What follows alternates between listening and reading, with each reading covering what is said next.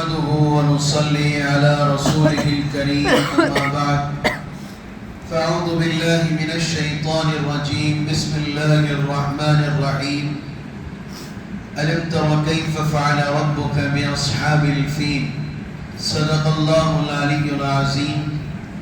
محترم عزیز بزرگوں اور دوستوں، خدا پاک کا بڑا ہی کرم اور احسان و فضل ہے کہ اللہ رب العزت نے مجھے اور آپ کو جناب محمد الرسول اللہ صلی اللہ علیہ وسلم کی امت میں پیدا فرمایا.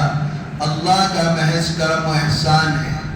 حضور صلی اللہ علیہ وسلم کے پیدا ہونے سے تقریباً 50 سال پہلے، کتنے سال؟ 50 سال پہلے یہ واقعہ مکے کے اندر پیش آیا. قرآن پاک کی سورت الم تر کیف فعل ربک باصحاب الفیل الم یجعل کیدہم فی تضلیل وارسل علیہم طیرا ابابیل. ایک وقت مکہ والوں کے ساتھ ایسا بھی تھا کہ مکے کو ڈھانے کے لیے ظالمین ہر طرف سے زور لگا رہے تھے. ایک شخص تھا جس کا نام ابرہہ تھا. وہ ایسا ظالم اور ایسا مردود شخص تھا کہ اس نے طے کیا کہ ہم کیا کریں گے، مکے جیسا گھر جو اللہ کا گھر ہے اس جیسا گھر ہم اپنے یہاں بنا لیں گے، تاکہ ہم کیا کریں گے، جو کعبۃ اللہ ہے اسے جا کر توڑ دیں گے اور یہی جو گھر میں نے بنایا ہے اس گھر کا ہم کیا کریں گے، چکر لگائیں گے، اسی کی عبادت کریں گے. اس کو پتہ نہیں تھا کہ وہ جس کے ساتھ جنگ کرنے کے لیے جا رہا ہے اسی رب نے اس کو اور مجھے بنایا ہے. اور اس نے یہ طے کیا کہ کہا کہ دیکھو ابو عبد المطلب کون ہے؟ حضور صلی اللہ علیہ وسلم کے دادا. عبد المطلب کون ہے؟ حضور صلی اللہ علیہ وسلم کے دادا. ابو طالب کون ہے؟ حضور صلی اللہ علیہ وسلم کے چچا. غرض حضور کریم صلی اللہ علیہ وسلم سے 50 سال پہلے کا یہ واقعہ.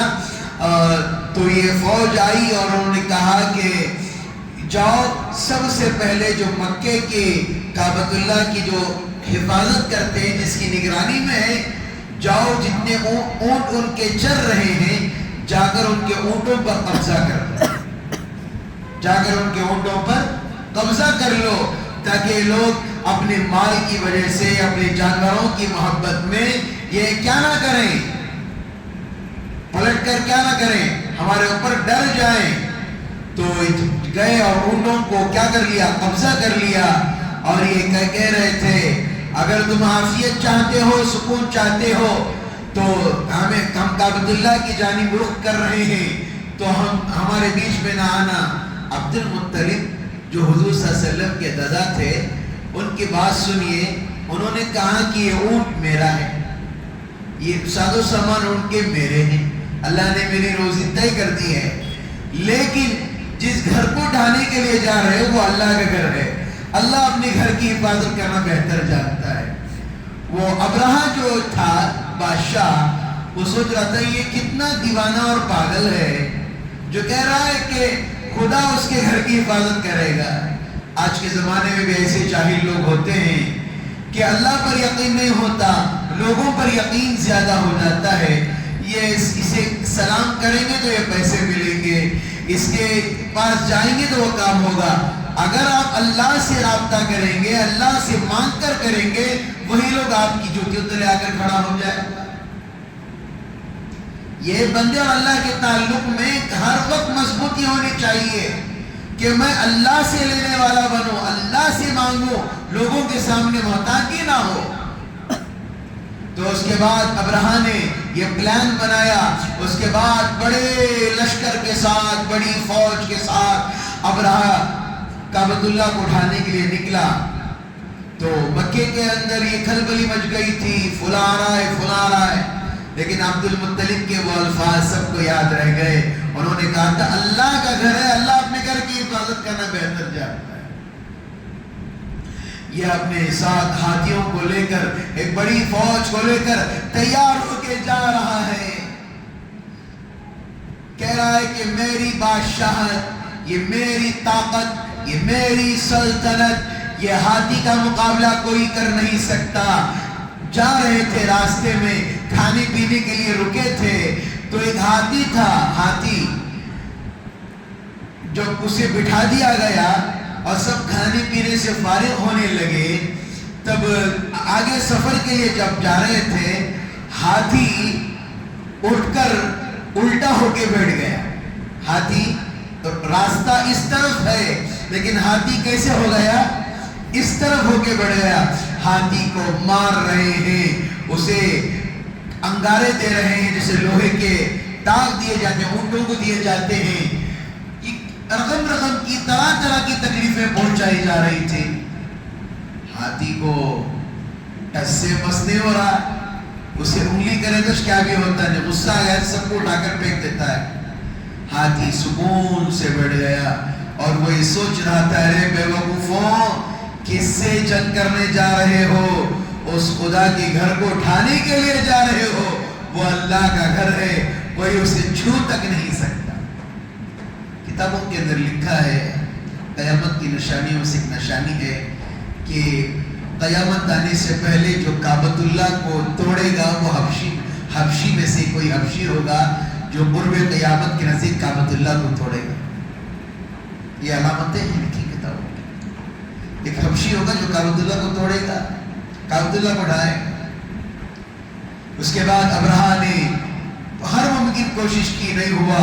اس کے بعد لشکر کو لے کر نکلا تو اتنی بڑی سلطنت کا مالک، اتنا بڑا، یہ ایک وقت ایسا آیا اللہ نے اسے مارنے کے لیے کسی بارش کی، عذاب کے لیے اللہ نے کی. طیرن ابابیل ترمیہم بحجارۃ من سجیل.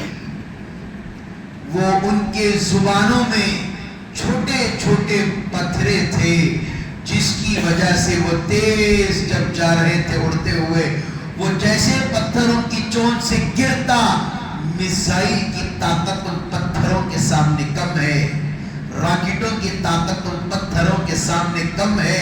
وہ پتھر جب کسی پر پڑتا وہ اسی جگہ پگھل کر زمین کے اندر مل جاتا.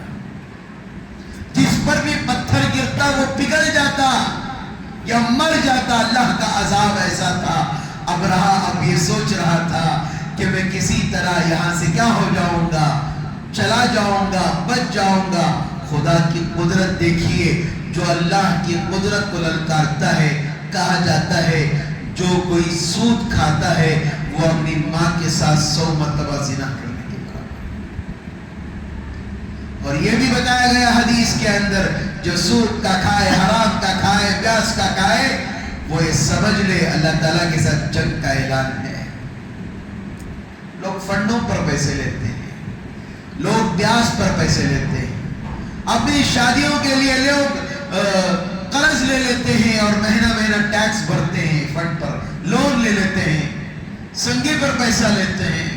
یاد رکھیے، شادیاں ہو جائیں گی، رسم ہو جائیں گے، دعوتیں ہو جائیں گی، ضرورتیں پوری ہو جائیں گی، ہر چیز آپ کی پوری ہو جائے گی، لیکن جو حرام کا کھایا ہے وہ حرام کا لقمہ کل قیامت کے دن آپ کو پیٹ سے نکالنا پڑے گا، تبھی جنت میں جا سکو گے. اس کے بعد ابرہہ وہاں سے نکل کر بھاگا. ارے یہ کون سا اللہ ہے، یہ کون سا خدا ہے، پتہ نہیں چل رہا، اللہ کا عذاب آیا ہے. دوڑ لگائی.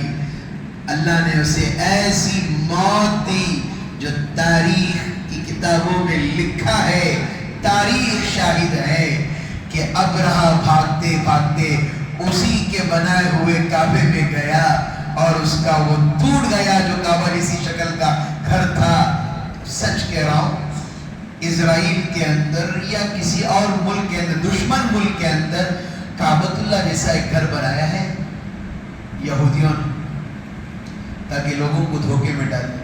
چند لوگ ایسے منافق تھے. ایک دور تھا 2020 یا 2015 کی بات کر رہا ہوں میں، ابھی ہم طالب علم تھے، اس زمانے میں پڑھ رہے تھے.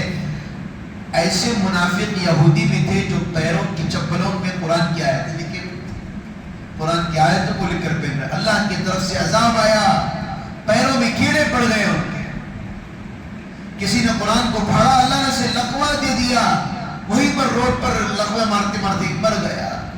یاد رکھیے جو یہ لوگ تو قرآن کی بے حرمتی کر رہے ہیں، آج ہمارے پاس قرآن ہے، ہم پڑھنے کے لیے تیار ہیں، آج ہمارے پر قرآن رکھا گیا ہے، اسے سیکھنے کے لیے تیار نہیں ہے۔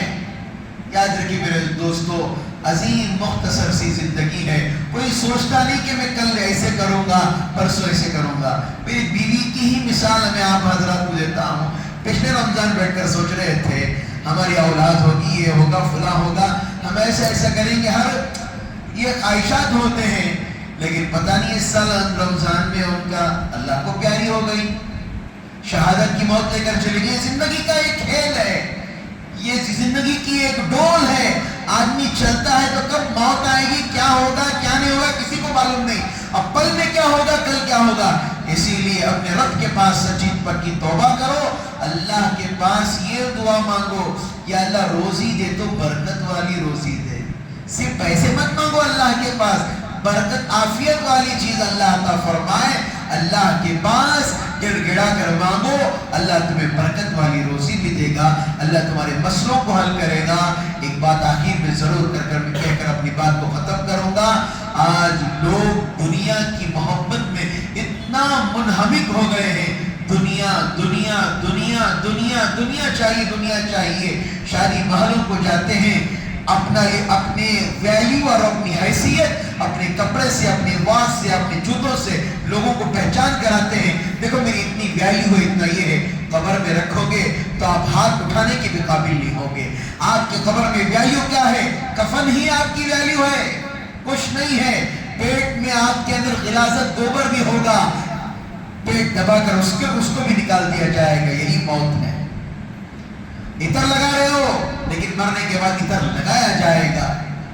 آپ اپنی شرمگاہ کی حفاظت تو کرنا بھی چاہیے، لیکن آخری وقت ایسا آئے گا لیکن آپ کی شرمگاہ کو کوئی اور پاکی صفائی کرے۔ یہ زندگی ہے میرے عزیزو، جتنا بھی پہن لو، جتنا بھی کر لو، زندگی میں تکبر نہ کرنا، حسد نہ کرنا، کسی سے چلنا نہیں، کسی کے کمائی کسی کی اچھی چل رہی ہے، کسی کو نیمو پھرا کر اس کی زندگی خراب مت کرنا۔ یاد رکھیے اللہ دیکھنے والے ہیں اور اللہ ہی حساب کتاب لینے والے ہیں۔ اللہ پاک سے دعا ہے اللہ تعالیٰ مجھے اور آپ کو ان کئی ہوئی باتوں پر اللہ کی توفیق عطا فرمائے۔ آمین وآخر دعوانا ان الحمد للہ رب العالمین۔ سبحان اللہ۔